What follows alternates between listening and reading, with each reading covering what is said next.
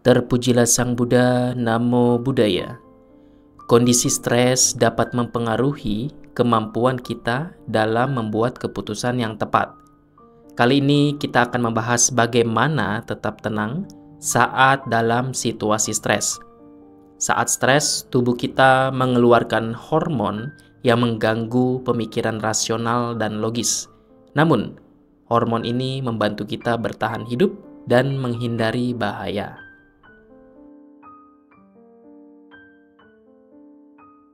Mungkin itulah sebabnya kita sering membuat keputusan yang salah saat stres karena pikiran kita tidak jernih. Namun, ada latihan menarik yang bisa membantu. Bagaimana jika kita memikirkan sebuah kegagalan? Kita dapat mengenali kegagalan yang mungkin terjadi di masa depan sebelum terjadi. Seperti analogi kisah berikut ini.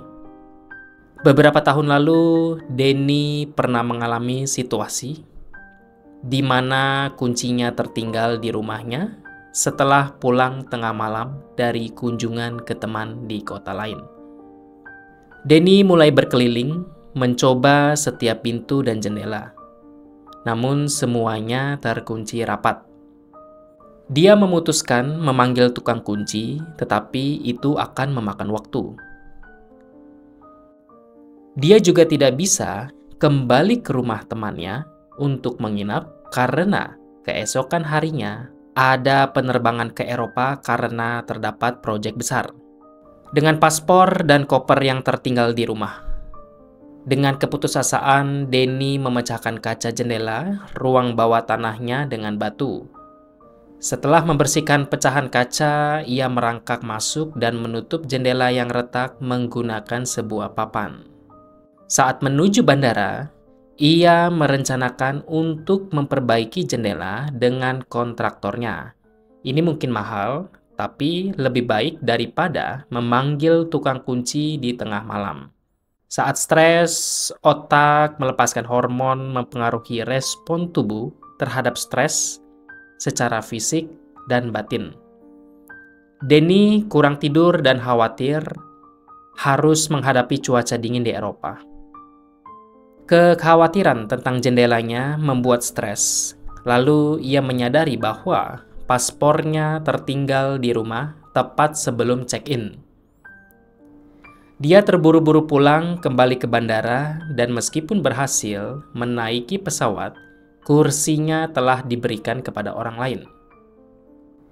Akibatnya, Denny mendapat kursi baru yang tidak bisa dimundurkan dekat toilet untuk penerbangan 8 jam tanpa tertidur.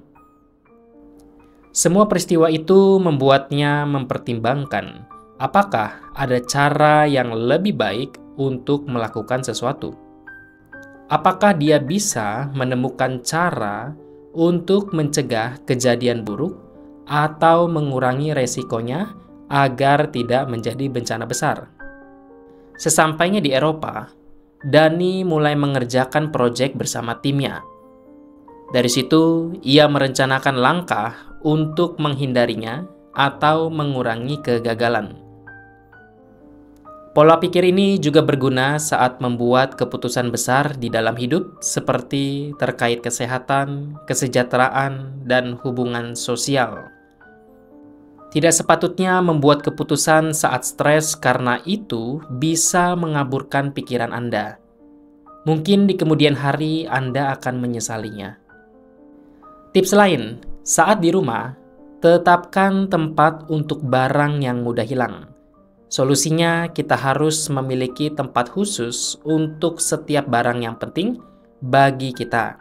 Misalnya, tempat kunci dekat pintu untuk semua kunci penting, atau tempat tertentu untuk meletakkan paspor dan sebagainya.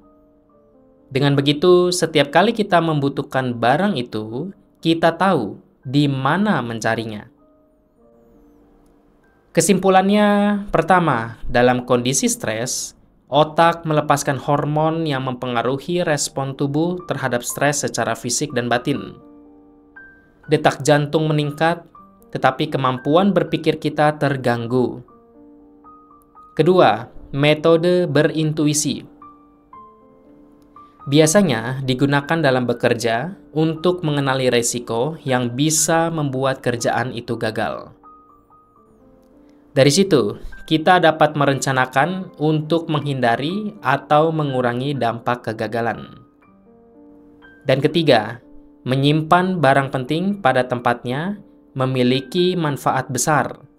Salah satunya, kita bisa dengan mudah menemukan barang yang dibutuhkan saat kondisi mendesak. Itulah Bapak Ibu, saudara-saudari sekalian. Semoga apa yang saya sampaikan bisa memberikan pemahaman. Semoga kita dapat merealisasi kebebasan sejati. Sabe sata bawantu sukitata, semoga semua makhluk berbahagia.